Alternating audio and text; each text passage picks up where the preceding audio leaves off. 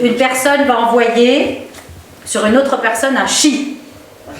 D'accord? Toi, tu vas recevoir mon chi, donc tu es bien embêté, tu vas faire fou.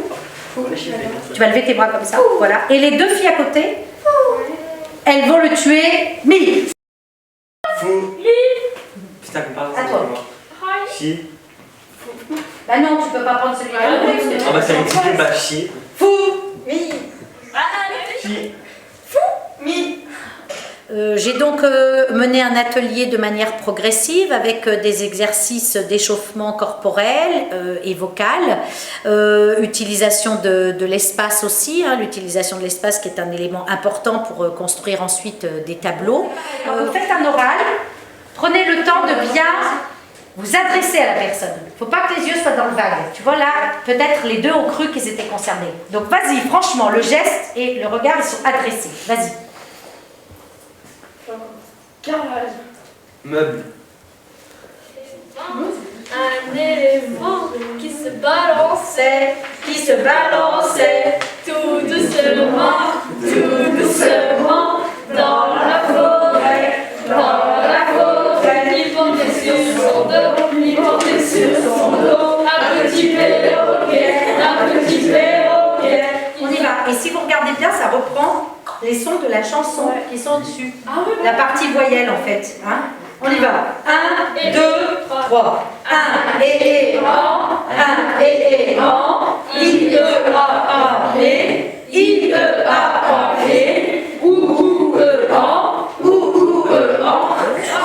Puis j'ai procédé à de petites improvisations sur des thématiques qui leur permettent d'adopter certaines postures corporelles.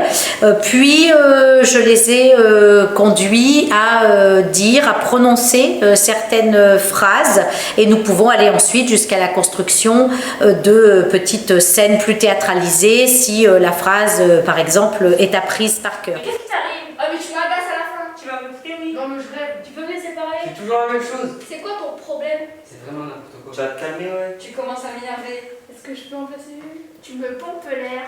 Comment on va faire ça? Marchez un petit peu. Écoutez bien, parce que vous ne savez pas quand est-ce que je vais dire.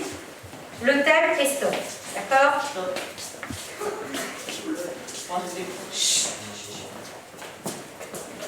Les soldes. Stop. Les soldes. Les soldes dans les magasins. La folie des soldes dans les magasins quand on n'aura pas le confinement.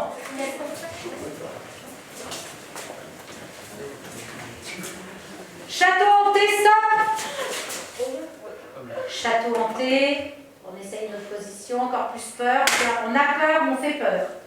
Parce qu'on peut être aussi le fantôme. On a très peur. Le revenant, de l'archéron du tartare, ici un gouffre aux eaux fangeuses agité de vastes remous, bouillonne et crache dans le sable du cocyte. Un œuvre les voiles et dans sa barque couleur de rouille, il transporte les corps défunts. Il restait debout, suppliant de pouvoir traverser les premiers, et tendait les mains dans leur désir de l'autre rive. Un portier effrayant surveille ses eaux et ses fleuves. Ses charrons à la saleté repoussante, son manteau est couvert de poils blancs et hirsutes. À cet endroit se pressait toute une foule dispersée près des rives, des mères et des époux et des corps sans vie des héros vingt-et-un. Il restait debout, suppliant de pouvoir traverser les premiers, et ils tendaient les mains dans leur désir de l'autre rive. Ça permet à tous les élèves de participer.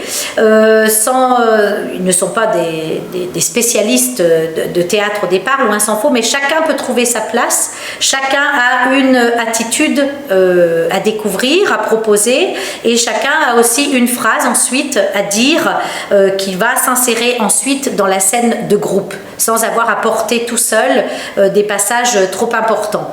Les petits exercices d'échauffement que je propose peuvent aussi être utilisés à chaque début d'activité, on va dire d'oral dans la classe, quand il faut prendre la parole et être sous le regard des autres, être entendu de tous les autres, ou bien avant chaque lecture oralisée de texte, par exemple, puisque un petit échauffement corporel et vocal va permettre ensuite d'être plus à l'aise pour lire, adresser un texte ou un discours.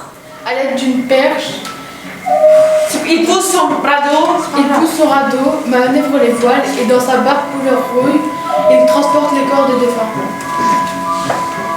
Une porte effrayante surveille ses eaux et ses fleuves. Ses charrons à la saleté repoussante. Son manteau est plein de poils sordides. Ses yeux fixes remplis de flammes. Un manteau retenu par des nœuds pend sur ses épaules.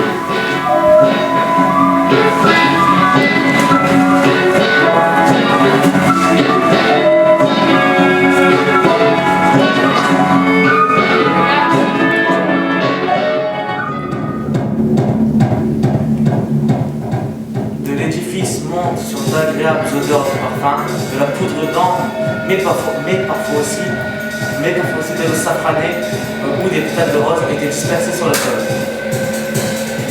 Changement de position.